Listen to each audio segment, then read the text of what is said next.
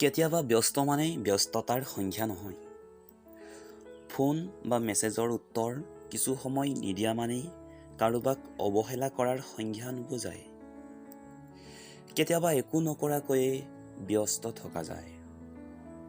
কোনোবা এঠাইত বহি জীৱনৰ কথা ভাবি অথবা গানৰ প্লেলিষ্ট এটা বজাই ভাগৰুৱা জীৱনৰ পষ্টমৰ্টম কৰি।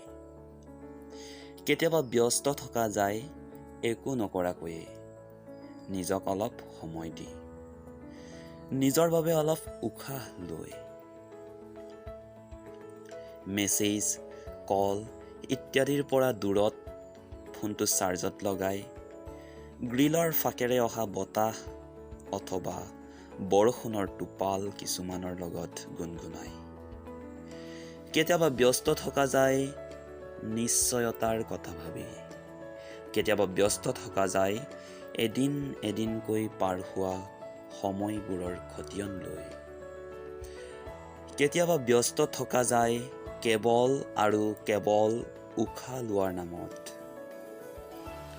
এইখিনি ব্যস্ততাৰ অধিকাৰ আছে আপোনাৰ। কোনোবাই বেয়া পাব বুলি নিজৰ এই সময়খিনিক হেৰুৱাটো কোনোপধ্যেই গ্ৰহণযোগ্য নহয়। নিজক বুজি পাবলৈ প্ৰয়োজন হোৱা সময়খিনিৰ অধিকাৰ সম্পূৰ্ণৰূপে আছে আপোনাৰ। কোলাহলৰ মাজতো অলপ অকলশৰীয়া সময় বিচৰাৰ অধিকাৰ আছে আপোনাৰ। উশাহ লোৱাৰ অধিকাৰ আছে আপোনাৰ।